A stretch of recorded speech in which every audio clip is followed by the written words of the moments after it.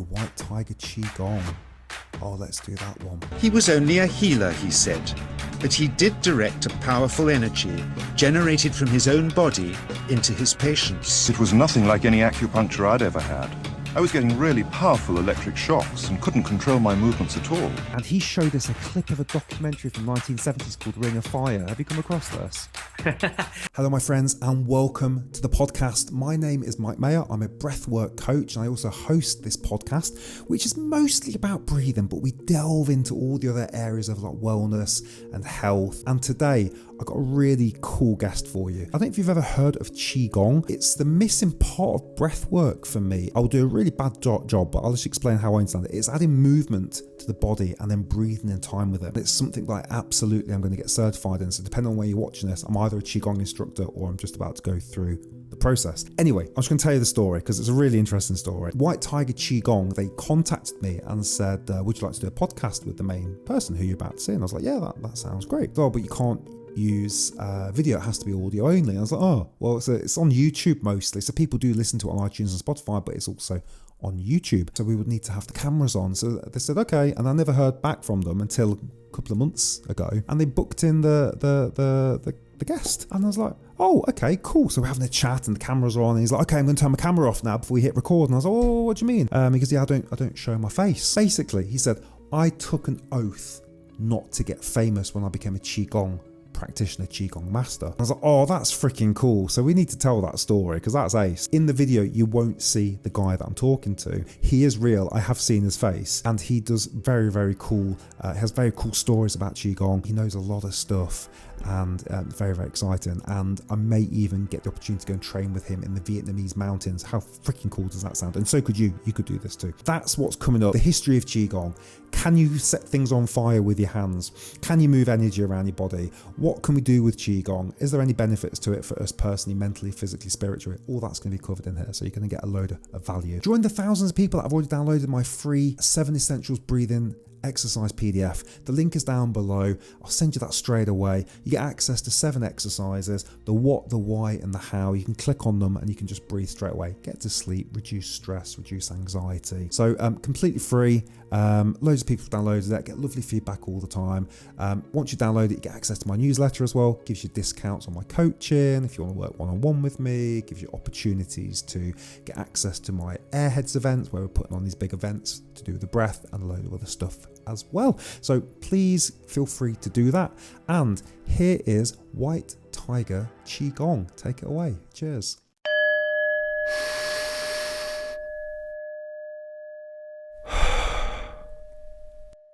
Tevye Fung, welcome to the Take a Deep Breath podcast. I'm really excited to have a conversation with you. But first, I thought we could just address something. So for those that are listening, it won't be such a big deal. But for those watching, they'll notice that I'm talking to an image at the moment. So maybe if you could just explain for our viewers why we won't be doing a video-to-video podcast today, because I think it's quite an interesting thing to share. Yeah, for those who are familiar or unfamiliar with the Taoist practice, so Lao Tzu in the Tao Te Ching, it's one of the most famous books on Taoism.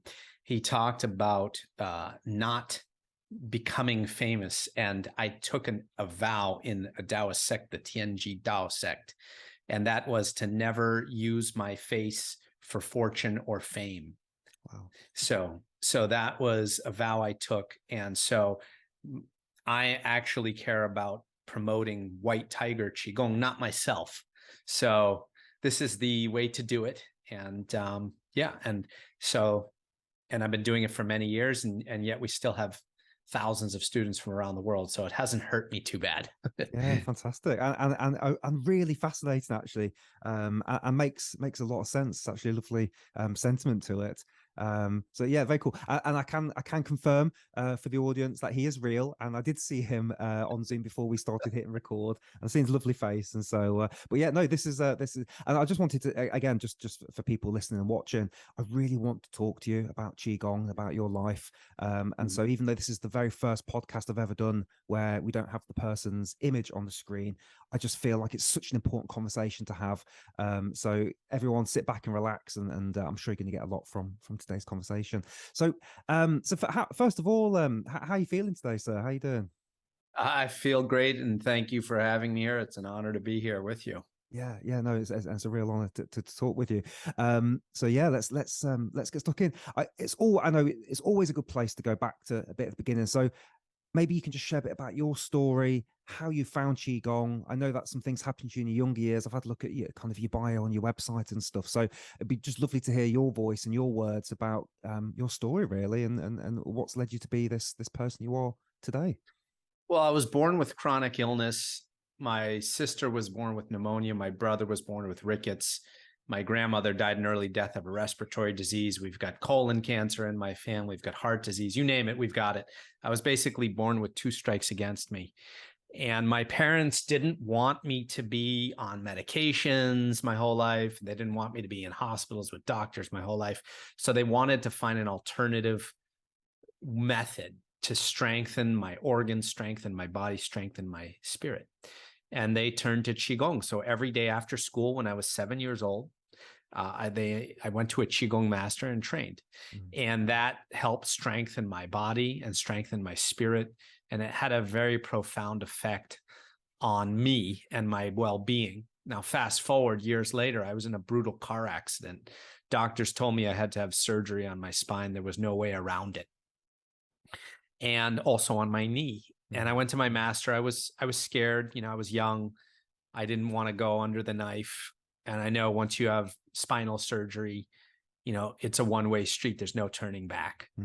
And so my master said, don't do surgery yet. Try this simple Qigong exercise. And he showed me the simple Qigong exercise. I did it every day. I had debilitating back pain. I couldn't sit down for more than 30 minutes without feeling like an agony, So I then just continued to do this simple undulation of the spine coupled with deep breathing. And it really served to loosen up my spine. I was in a neck brace after the accident, but I was able to take off that neck brace. I was able to start to become more mobile with my spine again and relieve that back pain and start to feel like a normal human being again. Now, it took me about 4 years to relieve all the back pain completely. And some people might say that's a long time, but you know what? Surgery lasts a lifetime. So to be able to avoid that, and now my spine is in better shape than most people half my age. And, we have a saying in Qigong that you are as old as your spine. We're living in the day and age, where we're judging beauty as the way to judge age. But actually it's the spine. So, because all of your organs hang off of your spine. And also you have the brain sits on top of the spine. So if you don't have a healthy spine, you can suffer from brain atrophy at a much younger age. They've proven, as cerebral spinal fluid cannot pump enough into the brain sufficiently enough to nourish and feed the brain. And so after the age of 24, they've found that a lot of people suffer from brain atrophy. And also in the day and age where we're sitting in chairs, they say the new killer is the chair, right? Yeah. And so to be able to have an exercise, to be able to loosen the spine, make it feel limber and supple. And so that's what this exercise did for me. It changed my life. And that's why I'm such a major proponent of Qigong and believer in it. And then, so I continued to do Qigong and began to specialize in a form of Taoist medical Qigong, which focuses on the meridians, the organs, and the bones. And I ended up working in a clinic in China, working with cancer patients, people with difficult to treat illnesses. I worked with guys with Tourette's syndrome. And my first patient was dying of liver cancer, couldn't eat, couldn't sleep, couldn't smile. And the doctors told him to say his goodbyes. And after just 3 days training this Qigong with me, he was able to eat, he was able to sleep, he was able to smile, and he invited me into his home. And I sat with that man, this beautiful soul, and he treated me like a family member. And that was so richly rewarding to me. I knew in that moment, this is what I want to do the rest of my life, to be able to, come into contact with someone who's enduring deep suffering and to be able to share with them the very secret that helped me unlock my own potential and come out of that barrier that held me back for so many years, and to be able to share that with someone else and to be able to witness that recovery was really richly rewarding for me. And that's what I've continued to do to this day. And it's not magic. And that's why I've sought to work with neuroscientists, and also sports science experts to kind of take out the woo-woo aspect out of Qigong. And as I have proven, it's a practice that's actually grounded in science. Hey everybody, I hope you're enjoying the podcast so far. I just wanted to ask if you could leave me a quick review. If you're on iTunes or Spotify, a couple of taps of the thumb, leave us a review. It helps other people find the podcast. If you're on YouTube, if you could like, subscribe and share, that would be freaking fantastic. Okay, back on with the podcast. Cheers. Can't wait to get stuck into some of this. And as you were saying some of that, I was like, I better sit up straight because I've got a lot of, not a lot, but I do have back problems. And so we can probably get into a bit of posture in a bit, but can we I just want to go back to what you said at the start of that. Why did your parents pick Qigong? Because out of all the modalities, did they do that? Did they practice that? Did they see a leaflet for something? What was it that made that first initial foray into Qigong, do you think? Great question. And very few people ask me that. Well, I came from a very alternative family. My parents were into organic foods. My mother was a psychologist, but also taught yoga. My father was into Qigong since before I was born. He did martial arts, he did meditation, he also did yoga. He did the whole gamut and of alternative modalities. Yeah. And so they were really, he thought it was a good way, and that's why they found a master for me. Yeah, fantastic. And do you have any siblings or any other? Does your family as a whole do this? Do you have other members of your family that have branched out into it as well? Well, you have different family members take different paths. I had one went in deeply into internet marketing, and the other went into solar energy and stuff like that. But they take good care of themselves. They eat very healthy. They do plenty of movement. I really wanted to go deep, and I was the one who had the most illness, and so that's probably why I was drawn to it the most. And make it a lifestyle for myself. Yeah, very cool. So just a little bit about what's happened to me. So I knew nothing about conscious breathing sort of 6 years ago. Had no idea about breathing exercises, or maybe did one yoga class, and then as I often say now, Wim Hof's a wonderful gateway drug into breathwork. And I came across him, and I spent a week with him in Poland, and went there for the cold exposure, did not go there for the breathing. Breathing didn't really register for me as something I was interested in as a conscious practice, but I wanted to learn how to get into the cold. And then the breathing just poof.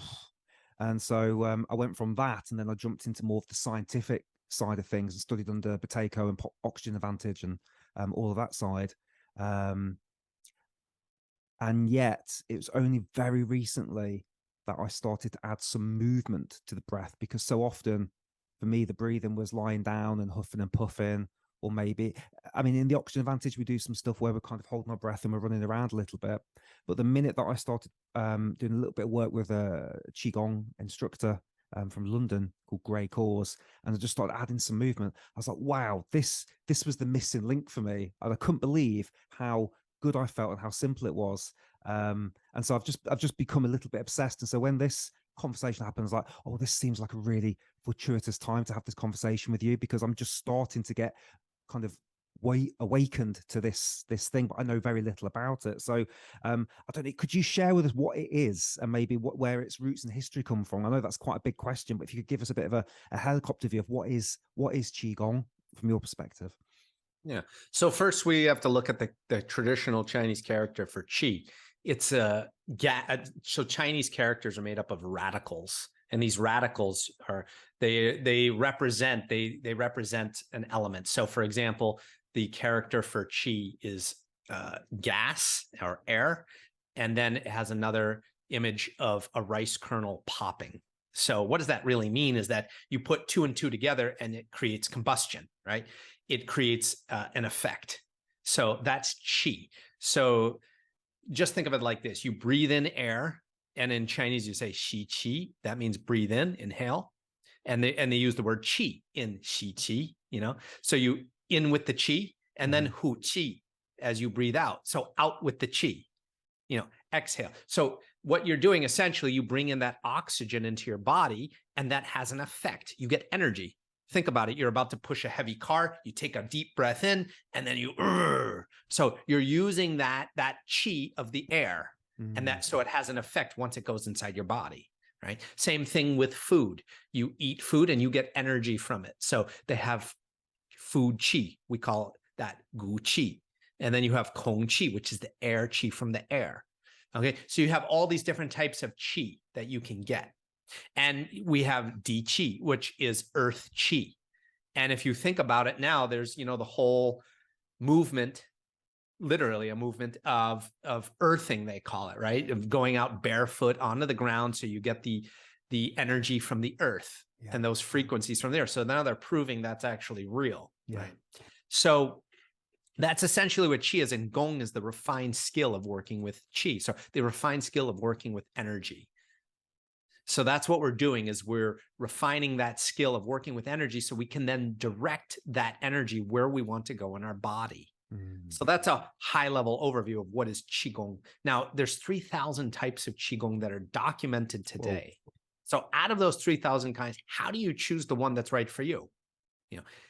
So I whittled it down to 5 main branches. There's 5 main branches of Qigong. You have Taoist Qigong, Confucianist Qigong, Buddhist Qigong, medical Qigong, and martial Qigong. Those are the 5 main branches. So what's the difference, say, between Taoist Qigong and Buddhist Qigong? So the Buddhists traditionally believe that the body is a hindrance towards spiritual enlightenment. So their ultimate goal is spiritual enlightenment. So they do Qigong for spiritual enlightenment. They also have it for martial protection. An example of that would be the Shaolin Qigong, where they have hard Qigong, where they make the body like iron. It's called iron shirt Qigong. And that is where they can put spears into their throat and it doesn't pierce their skin, right? And they can bend the spear, and they can do all types of really powerful tricks. And that's designed for self-defense. And then the Taoist Qigong is, the Taoists believe that the spirit is intrinsically connected to the physical body. There's no separation between the two. So if you are ill spiritually, you'll be ill physically. If you're ill physically, it will affect your spirit. And I'm not talking spirit in the religious sense. I'm talking spirit in the sense of your consciousness, your awareness, for lack of better words. And so if you think about this, they've now proven, neuroscience has proven that people who are ill emotionally, have bad emotional health, it affects their physical well-being. So that's a prime example of how that the spirit is intrinsically connected to the physical body. And so the Taoist Qigong works on healing the spirit and the body as one force. And we use that one force to create transformation and then eventually find what I call peak potential. Finding what are you capable of in this life that you didn't learn in school, that they didn't teach you. And there's so much to explore there in human potential that I find. So you had mentioned like Wim Hof, right? So essentially Wim Hof is doing a form of Qigong on he's created a brilliant system in that he's dumbed down maybe Tumo breathing and some different yogic breathing techniques, and made a system that anyone can do. And I loved how you call it the gateway drug into breathing. That's such a great way to put it, because he created a very simple system based on a complex system. So for those who've done Wim Hof breathing and stuff like that, and Buteyko, then you'll love Qigong, because all of these breathing techniques are based on these ancient breathing techniques that have been around for thousands of years. And they were whittled down to get the essence of it. But for those who want to even take it to another level, Qigong is that next level. Qigong offers that next level. So for example, with say you have the Wim Hof breathing, right? So we have a white tiger breath where we work with the earth qi. You work with the qi from the cosmos. So the Taoists believe that you can actually connect with constellation energy, star energy, through the crown point on the head. So we are a microcosm of the macrocosm. So we are a direct reflection of the universe around us. So for example, you have the 5 elements. You have earth, water, metal, wood. And do you know the fifth one? Oh, somebody told me today. Says Fire. Fire. Okay. Yeah. Okay. So you have these 5 elements, and those 5 elements are within you. And those 5 elements are in the organs, right? So the heart is fire. Yes. The lungs are metal. Yes. The liver is wood. The spleen is earth. And the kidneys are water. And so working with the organ chi, the organ energy, and treating those as if they're temples and taking care of them. And we have different visualizations and when I say visualization, I don't mean it on just seeing something, but trying to engage all of the senses. Why? Because we're trying to induce a physiological reaction. That's why Qigong works. You're inducing a physiological reaction by believing something so intensely, engaging all the senses, that you trigger the neurochemicals in the brain to create a physiological reaction. So we talk about controlling the autonomic nervous system, which for years we have been told you couldn't control the autonomic nervous system. What I love about Wim Hof, he proved that you can with science. The Taoists were already doing that for thousands of years, but I love that he's taken it to the next level, and now we've proven it with science. So how do you do that? That's what I'm talking about. Peak potential, maximum potential, finding what you are capable of on this earth. Because if I had listened to the doctors, I would be bedridden and probably convince myself that I had nothing left, that I would have opted for that surgery. I would have been on medications, and I would have probably been, on the boob tube, watching TV, eating junk food, and being sucked into the narrative, the mainstream narrative. And that will literally suck the life out of you. Yeah. And so by taking back your own power and realizing that you have that inside of you, and I never follow a guru. And that's why I always tell my students, I'm not your guru. I'm not a guru. Don't follow me, but I'll show you what I did for myself. And if it works for you, that's wonderful. And it's worked for so many people. Yeah. Just a reminder, I am a breathwork coach and I take on a very small number of clients each month. If you are interested in working one-on-one with me, where we'll explore how breathwork can really help you achieve your goals, a bespoke plan built from the ground up with me, using my knowledge of 100 plus podcasts with the world's greatest breathwork experts, pulling together, combining all the dots from everything I've learned from all these podcast conversations, all the books that I've read, all the study that I've done, to give you a bespoke plan where you can really harness the breath to help you hit your own personal goals. Then the link is down below for a free 30-minute Zoom. Come on Zoom, let's have a chat and see if it's a good fit for you. Okay, back with the podcast. Oh, lovely. It's intuitively, there's something there just as you're talking about it. And so many people, like you say, boob tube, but it's so easy to give your attention passively to something that will just take your life away from you, and before you know it, 10-20 years have gone by and you've watched Sopranos and Game of Thrones and all that sort of stuff, but yeah, it's really interesting. You mentioned grounding and earthing, and if we can just take a slight detour into that for a sec, and it probably will link back in.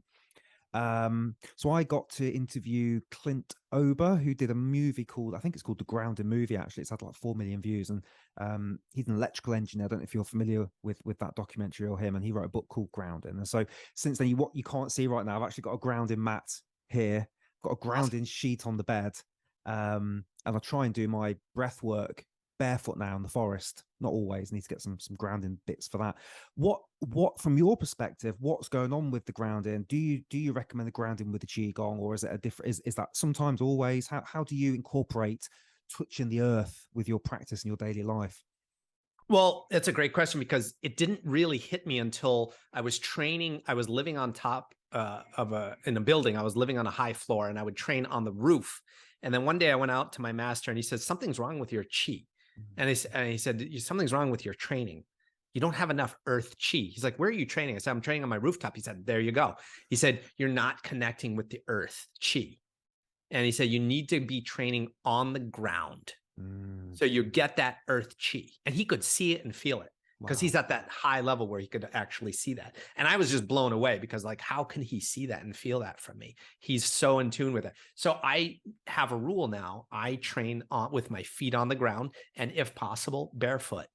And if, worst case scenario, I have shoes that have a very flexible sole. So we have what's called in the foot, the Yongchuan point. That means bubbling spring. Yes, that's an acupuncture point, which connects to the kidney channel on the bottom of the foot, on the sole of the foot.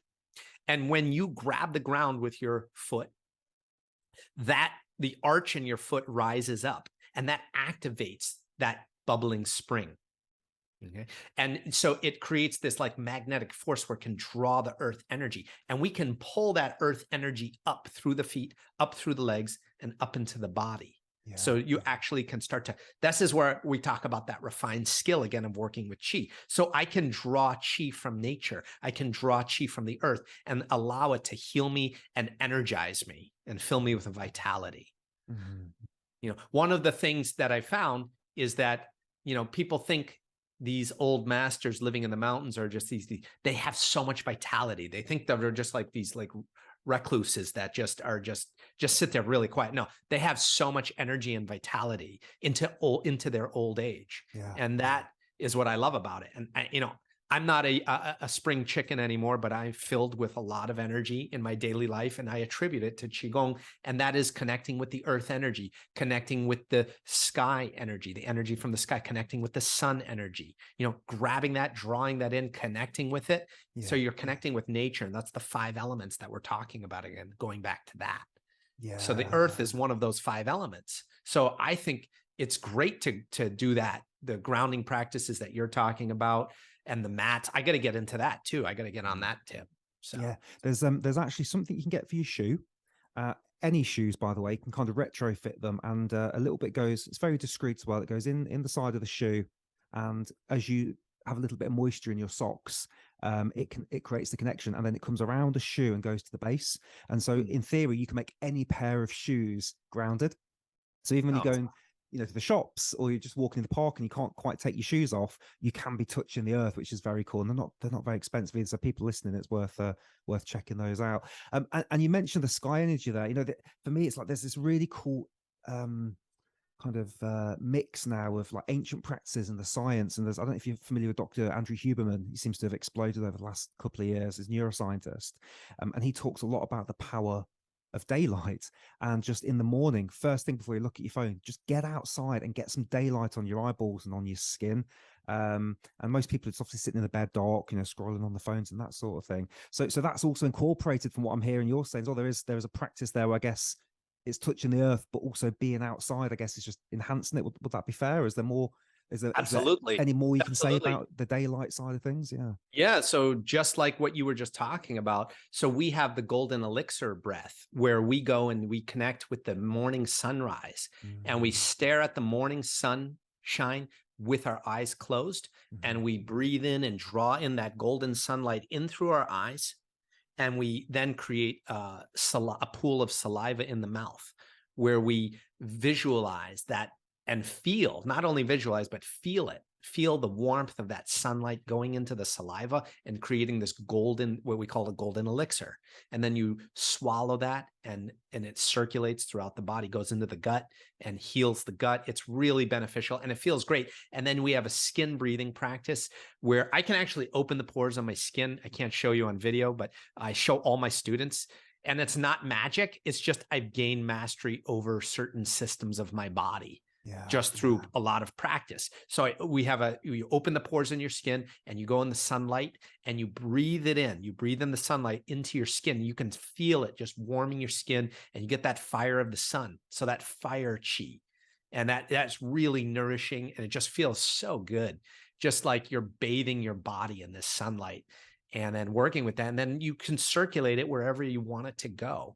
Meaning, like, let's say you're having gut issues, like I mentioned, you can bring it into the gut. If you have digestion issues, if you're having back pain, bring it into that area, send it in. So we have a saying in Qigong, where the yi goes, that's your intention. Where the yi goes, the qi goes, and where the qi goes, the blood flows. I like that. So not only am I the host of this podcast and I put out all these YouTube videos, I am a breathwork coach. That's what I do most of my time. And you can apply to work with me one-on-one. I've interviewed now 100 of the world's top experts in breath, wellness, yogis, authors, and I've pulled together the dots, and I can see the toolkits and the tools that we need to apply for different goals. So whether your goal is anxiety reduction, stress reduction, increased focus, increased athletic performance, improving heart rate variability, lowering blood pressure, and so many other things, you can click below, get a free 30-minute Zoom with me, and let's have a chat and see if it would be a good fit for us working together. And I look forward to speaking to some of you on Zoom. It's my absolute passion working one-on-one, getting immediate feedback. You get access to me on WhatsApp, so you can text me each day when you've done the exercises. I'm sending you podcast links and Zooms and bespoke exercises just for you, and my clients absolutely love it. In fact, most times I say, we want you because you've interviewed everybody, and we know that you look at breath work as a whole. So if that's of interest to you, the link is down below. Now back on with the Breathcast. Cheers. Any overlap or your perspective on Qigong and what modern Western terms call placebo, where these things happen, and you can even now, I think there's this thing called the nocebo effect, I've got that wrong, where you can even take a pill that is not real, and the certain colors will make a difference. So like a red one's good for pain, let's say, or blue one's good for anxiety. And so even though it's fake and you take that pill, you swallow it down, people have then reported improvements.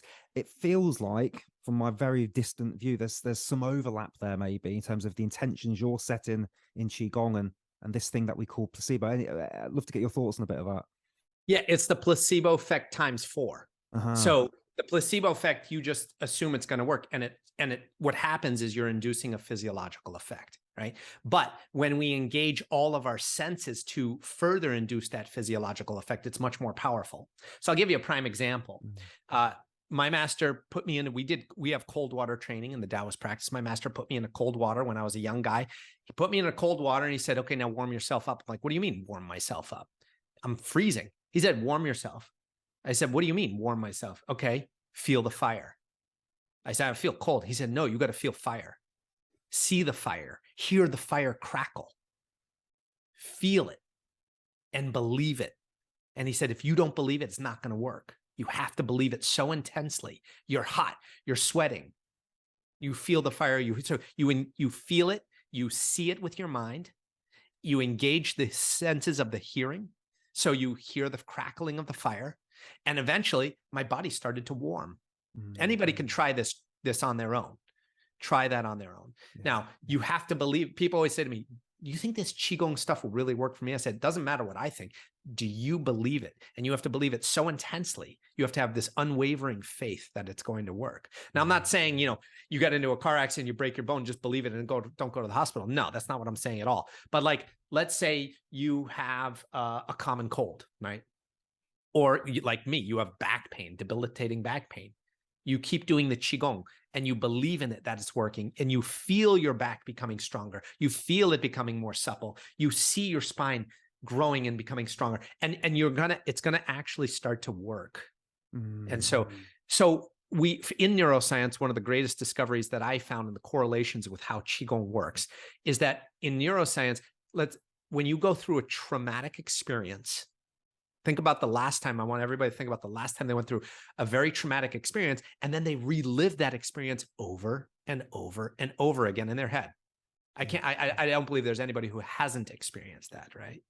Everybody's experienced that, where they repeat that. So what's happening in the mind, in the brain, is that you are reliving that experience over and releasing the same neurochemicals that happened at the same time that you actually had that experience. And you become addicted to that feeling. And we are creatures of habit, and the brain is a machine of efficiency. So it's going to start to make that like hardwired into your brain. So it's hardwiring that habit, right? Now we can reverse that and actually stop it in its tracks and create the opposite program and hardwire something we want. And that is, we can release the same neurochemicals as when you're happy, when you really had a beautiful experience. Think back to a beautiful experience you had, something that made you feel so good. And you relive that, and that starts to release the same neurochemicals as when that event happened, right? So that is the kind of thing that Qigong can do. So I was working just with a woman. She's been suffering deep insomnia issues. Really deep insomnia issues. And we started going back to her childhood and found, because at first I said, do you have any trauma from childhood?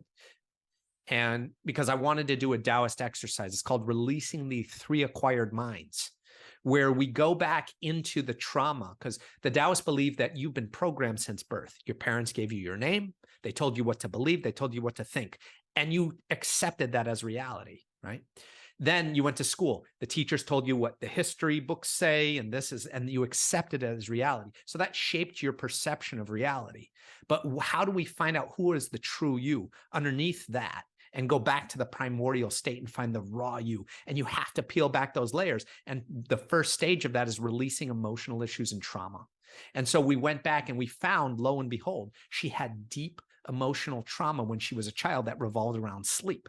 And we went back and we did some special Taoist Qigong breathing exercises and mantras to try to break that, stop that in its tracks. It created these really bad habits that are hardwired into her to have self-destructive habits. Yeah. And she was intentionally inducing this insomnia to hurt herself. And we uncovered that through this Qigong. It was really powerful, very powerful, and started creating a new habit, new neural connections to hardwire an opposite effect. And she became so deeply relaxed and calm in just our first session. So that's an example of how it can work. Yeah. Right. So do you have in Qigong some of those breathing exercises that are sometimes known as rebirthing or conscious connected breathing, and sometimes they go on for an hour or 2 hours of deep, hyperventilation? Do you have elements of that sit in Qigong as well, or does it tend to be more of the softer, gentler kind of breathing? Well, I've never done rebirthing. I've just heard about it, but I can tell you we have both yang and yin. Mm-hmm. So the yang breathing is more intense. So we have a martial fire breath. So martial fire breath is similar to, say, the breath of fire in Kundalini yoga, right? And then you have, like a similar to the Buteyko breathing style, where you're minimizing the breath.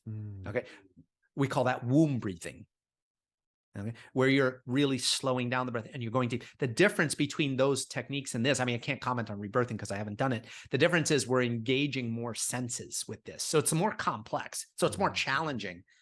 But it's very interesting. Yeah. So if you like Buteyko, you like Wim Hof, you like this, you'll love Qigong breathing because we're doing that times 10.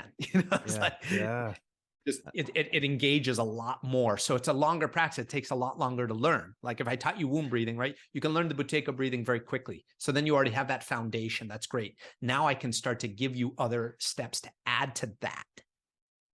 Yeah. So it's a lot of fun. So I think you'd actually, I think you'd love it. Yeah, I really do feel like that's my next step. So we can hopefully have a conversation after we finish recording. But I do feel like I'm just being very pulled towards this. It's as soon as I added some movement, it just blew the top off it all. It just felt so right. So I do nobody can see me. I'm in the forest. I've got a German Shepherd.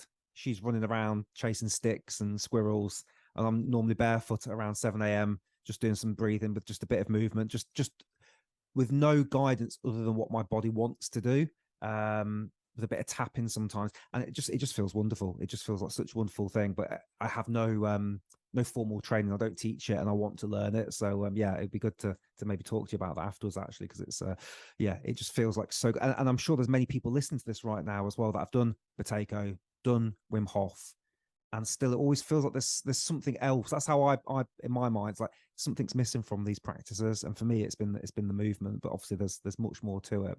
We'll talk a bit about we can talk a bit about White Tiger, actually, because that's probably a nice segue. And so can you talk a bit about your organization, how you teach, maybe, and obviously we can link to people so they can click and they can go to your website and all that sort of stuff, and we can promote it. But could you maybe share a bit about why White Tiger? What does that kind of root to, and a bit about your philosophy, really?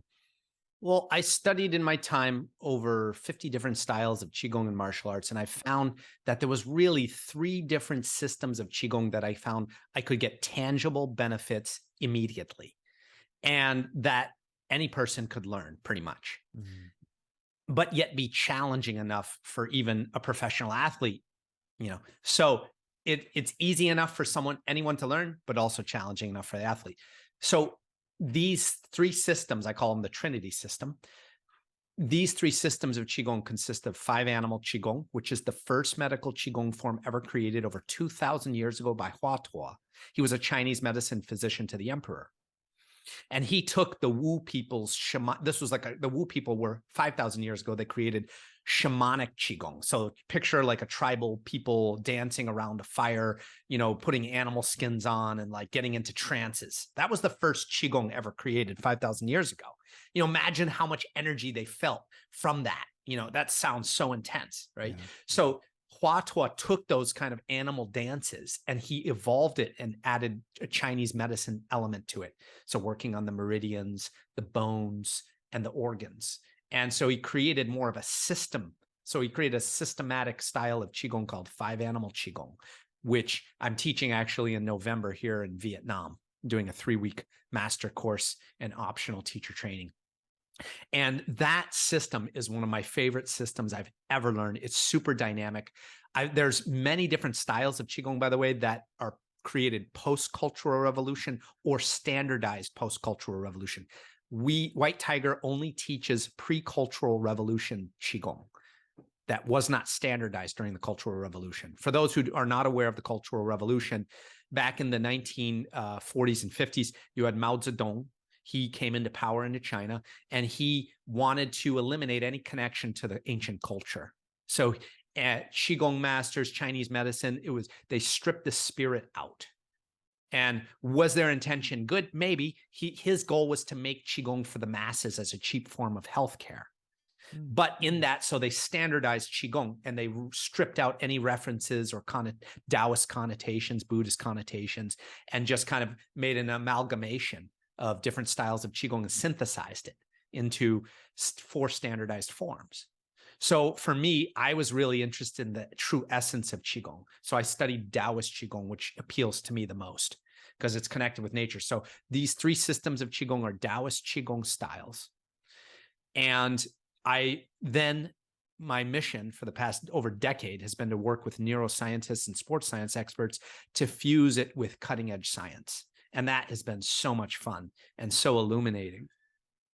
And also I work with Chinese medicine practitioners to teach the Chinese medicine aspect of it. And so White Tiger is characterized by deep dynamic Qigong. And that wrings out the organs like a sponge, taking out all the toxins and the emotions. And also then we have meditation, Qigong meditation and breathing. So it can be done together and then it can be done separately. So they fit together seamlessly. So we have both moving practices, we have standing practices, and we have sitting practices. Yes. Yep. Wonderful, wonderful. And again, people can find that. So it's whitetigerqigong.com, and we're going to link that so people can find that in the show notes. Hey everybody, I hope you're enjoying the podcast so far. I just wanted to ask if you could leave me a quick review. If you're on iTunes or Spotify, a couple of taps of the thumb, leave us a review. It helps other people find the podcast. If you're on YouTube, if you could like, subscribe and share, that would be freaking fantastic. Okay, back on with the podcast. Cheers. I want to ask you something. So I was at the first retreat with James Nestor in Costa Rica in May this year, and he did a bit about Qigong, and he presented some of the history and bits and bobs. I think some of his research from his book Breath. People that know the book Breath by James Nestor, and he showed us a clip of a documentary from the 1970s called Ring of Fire. Have you come across this? So I know Lawrence Blair, who was the Blair brothers made that movie. Right? Are they British? Yeah. They were funded by the Beatles, by Ringo Starr. Whoa. Okay. Yeah. What? Yeah. So we talked to Lawrence about that. Yeah. Oh wow. Okay. Oh, okay. Right. That's very interesting. So okay. So when I saw that, and for people that haven't seen it, I can put a link in because it's on YouTube. There's 2 things that stood out for me. Number one was the chap, the doctor, was given like electrical shocks. He said, and I think it's something like, it's almost like an eel, and he's giving people these kind of shocks. And even the sound lady doesn't quite believe it. So I think she lifts up her shirt a little bit and he gets her on the belly. And then the second bit, which just blew my mind, was he crumples up some paper and then he puts his hand over it and the paper catches fire. Is that possible? Is that real? Have you seen that? Please share with me, because I've been dying to speak to somebody about this documentary for like 6 months. It's just, I can't Then get you're out of my talking to the mind. right man. You're talking to the right man, Okay. because I know people in that sect. Okay. Yeah, I know some of John Chang's students. That's John Chang you're talking about. So that's the Lei Shun Dao. That's the original sect that John Chang came from. Lei Shun Dao is the lightning spirit school, Taoist school. And so, so from what Lawrence told me it's absolutely 100% real. He saw it with his own eyes. He was there. He made the video himself. So John Chang, and I also know another Qigong master in Indonesia who was friends with John Chang. And, there's a lot of controversy in that. Is John Chang still alive? Some people say he's still alive. Some people say he's dead. Well, the people who I actually know who knew him, confirmed that he has since passed away. And I've learned those techniques, some of those techniques. There's many levels. And from some of the people in the Lei Shun Dao sect. Now, why would you want to do that? First off, you have to understand your purpose. So do I practice that? I teach a very basic form of it, but not to do what he did, not to light fire, not to make electricity. Why? So John Chang became sick, and what the Qigong master who knew him and also Lawrence told me is that because he did really intense Qigong, he was making fire, right? And that takes up, what element do you need to feed fire? Wood. And what is related with wood is the liver. And he had died of a liver condition.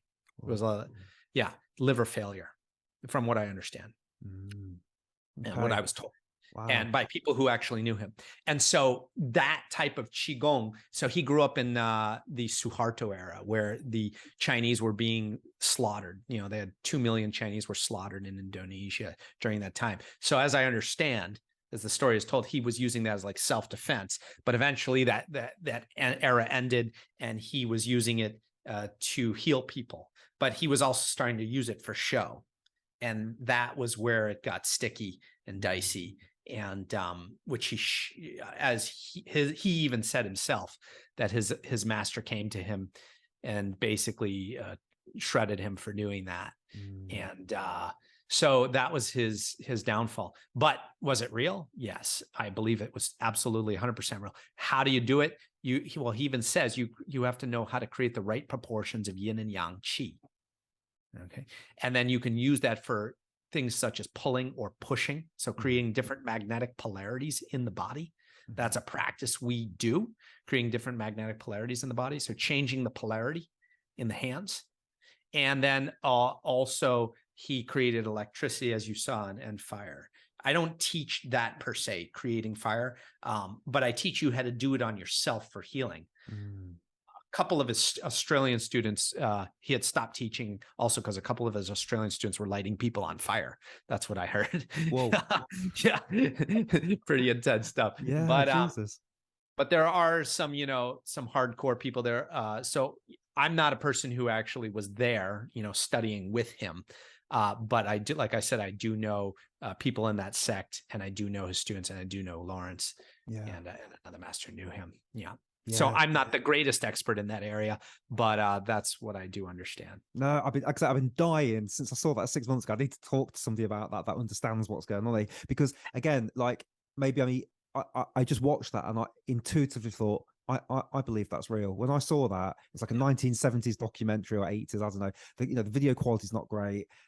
It's not now where there's special effects and all that sort of jazz where you could easily do that. And just the way it all happened, their reactions was like, something just feels like that's real. And I just wanted to know more. But it's interesting what you said then. So you're using maybe energies that you shouldn't be using on a regular basis, and that may have impacted him. Are you familiar with Dr. Barry Morgan? Have you ever come across him in your time? Okay, so I'm going to get this wrong now. I interviewed him and I haven't released it yet. He's one of the, I don't know what kind of grandmaster, but it's not to do with Qigong, but he spent years in China learning things. And he consulted on like the Doctor Strange movie for Marvel and stuff like that. And he was, he's up in the mountains doing one-fingered press-ups and all this sort of jazz. He is all about energy as well. So I guess it does relate back to kind of what we're talking about here. I didn't get to talk to him about that, but he was saying that some people can, I don't know if he used the word levitate, but they can kind of stand on paper that's like floating. Have you ever come across anything? I know we're getting a bit of a weird territory now. We'll come out of it again in a second, but have you come across any of this kind of stuff as well, where people can kind of... Well, there was a Ripley's Believe It or Not TV show years ago, and they had a Qigong master that they put on there. He could walk on cardboard. He was like a 90-year-old master. Right. And it's called Qigong, light Qigong. So I studied with a master in China who was a master of light Qigong, and he could like run up trees and run up walls. He could like run up a 30-foot wall and kick a bottle off of it. Yeah. I said, how did you do it? He said, there's no magic to it. He said, I just practice it so much and believe it to become so real, it becomes real. That's it. Yeah. It's like, that's why I keep telling people you're inducing a physiological effect. That's why I talk about this is exploring your peak potential. What are you capable of that they didn't teach you in school? Yeah. We can be I think if we were so much more powerful, we really tapped into our true power, they'd be scared. They'd be damn scared. And maybe that's a good incentive to keep us disempowered and not connected to our true power, right? Yeah, for sure. It brings me back to the whole why is the fluoride in the water and all that sort of jazz. You can go down a bit of a rabbit hole there, but yeah, it's interesting, isn't it? We've got all this in us, and so same with the conscious breathing stuff that I've been coming across last sort of 4 or 5 years. Like, why didn't they teach us this in school? Because you can regulate how you think and feel, and if you're a bit down, you can get some energy, and if you're a bit anxious, you can kind of all the stuff. Obviously, in much more detail, but it's like this stuff would have been really powerful for me as I was growing up. And I know it's getting out there now, and conversations like this are super important because these are going out to people all over the world and can inspire people to do things. I want to be respectful of your time, so I've just got a couple of other questions I want to ask you. Number one, I've got a baby due in a couple of months' time, my first child. Is there anything that me oh thank you, is there anything me and the mother should be doing in terms of Qigong? But also what I'm more interested in is, while I've got this baby and it's in that young baby state, is there any practices that you can recommend that I could be doing while I'm holding that baby or with that baby in terms of Qi? Yeah. So first off, with your first question, yes, you should do my Qigong for Pregnancy course. Okay. We have a Qigong for Pregnancy course on our website. It took us a long time. It took us 2 years to develop it. It's made by a senior White Tiger Qigong student who's pregnant in the video, doing it live as she's pregnant. And we also have water exercises and different techniques. We have some stretching and Qigong, but the bulk of it is Qigong. And it's really helpful for the baby's health. And the baby came out so healthy and strong. And the baby, so we have this exercise called dragon back in our Qigong, and the baby started mimicking the mother in the belly. Whoa. So she was starting to mimicking that undulation, and she could feel the baby copying that movement in her belly. Just amazing stuff. And it's going to keep you super healthy, the woman super healthy through pregnancy, which is so vital to the baby's health. Now, to get to your second question, like how can you do Qigong with your baby, is, well, number one, tune into your baby, really become sensitive. One of the things we do in Qigong is the opposite of what we're being, taught now, is to become desensitized. We're actually trying to become more sensitive. So really feeling your baby, looking into its eyes, feeling, smelling, engage all your senses with your baby. Yeah. Feel the skin against your skin, smell the smell coming in through your nose, look into its eyes, and you can just start to absorb that energy, but give then the baby your energy too. So you're reciprocating that, so it's like a cycle, it's a flow. So you breathe that energy back into the baby. You can feel your love, just feel that love coming from your heart, going into the baby, feel the energy coming from your skin into the baby. And you can so we have a third eye practice where we can send a visualization out from the third eye into the third eye of another person. And so you send a bubble, and send that image like a bubble from your third eye into your baby's third eye. And so of love, and just give it that good energy. And your baby's going to feel that. Your baby's going to connect with you and feel that. And so it's your first baby, right? And he or she is not born yet, right? Correct. Yeah. Okay. So when my baby was born, they say, doctors say, you know, the babies can't see, but my baby looked right into my eyes. Yeah. And so the first moment that I met my baby, she looked right into my eyes. It was the most powerful feeling in my life. Gosh, I felt I was taken into a whole nother universe. I felt like I was being shot through a portal into the, you know, primordial state, deep into the universe by looking into her eyes. It was the most powerful moment of my entire life. Yeah. Was that moment that I touched my baby and looked into her eyes. There's no greater feeling that I've ever had in my life. Yeah, I never thought it was going to happen, to be honest with you, because I'm 40 now, and it was a real gift. We found out earlier this year, so thank you for that. That in itself was a gift, actually. So I'm looking forward to the skin on skin contact. And so I recently, just very quickly, I went through a rebirthing practice about 2 months ago, and I'll be honest, I thought it was all BS. I was like, nothing's going to happen here. And we went into a hot tub of water, which is the same temperature as your body. And they're playing the womb noise in the background, and you're doing a conscious connected breath. And I wore a snorkel and a nose clip, and I went face down in the water. I'm doing this and again, I'm going, nothing's going to happen here. This is, you know, I'll do it because I've been invited. You know, why not have the experience?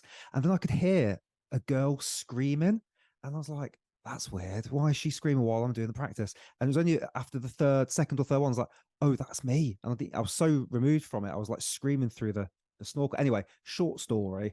I went through like a complete rebirthing process. My hands became little baby hands, and there's a whole story here. But what was interesting was when they got me out of the water, and the lady that was doing the rebirthing put me into her neck, a bit like, you know, you've been given to your mum sort of thing. She said the words, oh, welcome, Michael. You're so wanted. I'm so glad you're here. And I just burst into tears. I was crying for about half an hour after that. And it just, the thing that I took away from all of it, because there was so much, but the thing that really got me was those first words that you say to your child are so important. Because I've thought before, you don't remember your birth. And I'm not even sure you do now, but it felt like I did. And so there's just this power of those first few minutes in the hospital or the home birth are critical. I had no idea. So interesting thing. I would recommend it. It's well, now you got me interested. Now I'm keen. It was I'm going back to do it again in a couple of weeks, because it felt like I wasn't done, and it had an audience, which was a bit weird. So I'm just crying on the grass, and there's 5 people about to go and do it after me, and that's part of me is a bit like, oh, I'm a bit self-conscious that, but I still was going. But anyway, it's a very interesting thing. Last question for me. Thank you, by the way, for entertaining that. But yeah, it felt like it was the right thing to share that story, because you mentioned the rebirthing. Yeah. What book would you recommend for people that want to get more into Qigong? Well, first off, I've got a million free YouTube videos. We put out a new YouTube video every week. Awesome. With our senior instructors and other instructors on White Tiger Qigong. So that's free, and they can see that anytime. We've got free ebooks. We've got on our website, you can sign up for a free 5-day challenge, and you'll get a series of 5 Qigong videos that can give you a good introduction. And for those who want to go deeper, we have online courses for emotional balance. So for anxiety, for worry, we also have Qigong for back pain, stuff like that. Then if you want to go really deep, you have a whole Qigong system you can learn. You can purchase like the 8 trigram, the 5 animal, the 5 element. And for those who want to go even deeper, we got the master courses. And those who really want to share this knowledge and help pass it down, we have the teacher trainings. Yeah, fantastic. So we're going to link that for people. So if you're listening or watching, that'll all be down below. So it's just one click away.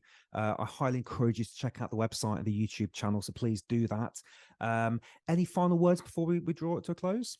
I'll give all of your listeners an ebook as my gift. And great. So final words. Well, we're living in a day and age where we're at a critical crossing roads. So the crossroads really are we are facing war on a level we haven't seen in our lifetime. We're facing environmental catastrophe that we have not seen in our lifetime. And we need to make a conscious choice now. What are we going to do to contribute to healing this world or be part of its downfall?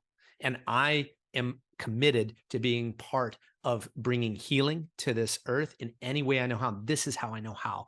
And by healing yourself, by connecting with the earth, connecting with nature, connecting with the elements that Qigong teaches you to do, This is how we can start to then love ourselves, love nature, and this is how we can then begin to spread that love through our community, through our families, and this is how we can create that ripple effect to heal each other, ourselves, our earth, and our communities, and finally our world. And so this is not some corny line. This is real life, because we are at a crossroads. We got to make that decision. Are you going to be part of the problem, or are you going to be part of the solution? So I propose that this is a positive solution, and we need this light in these dark times. Yeah, for sure. What a beautiful way to end the podcast. Thank you so much. I'm so glad we did this. I'm so glad that we had this conversation. And people, make sure you click on all those links down below. Check out White Tiger, and maybe we can do a part 2 at some point in the future, because I've got 1,000 other questions that I'd love to pick your brains on.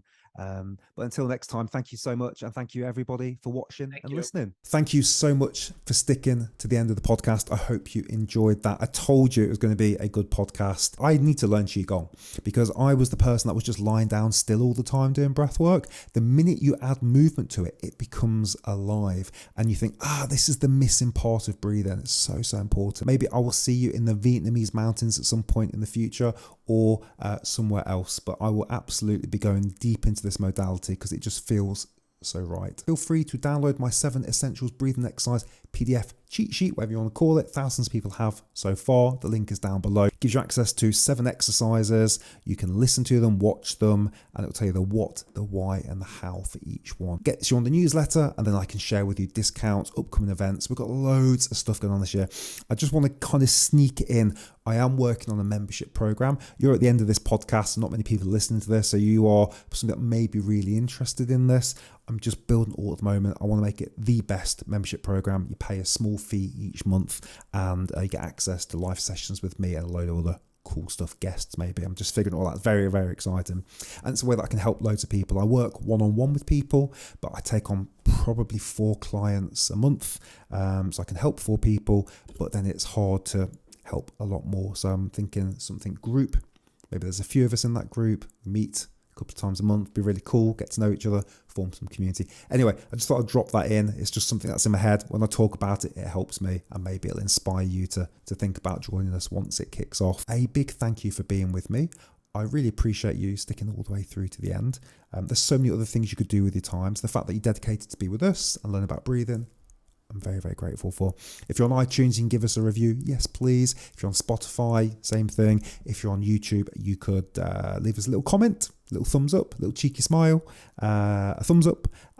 Maybe you share it with somebody. Yes, please. And until next time, my friends, maybe you want to check out this breathing exercise right here, or you want to look at this podcast right here. So whichever those you are interested in, you should click one of those now for sure. I've never drawn the boxes before. I think that's really cool, but maybe I'm just tired. Anyway, thank you so much. See you soon. Cheers.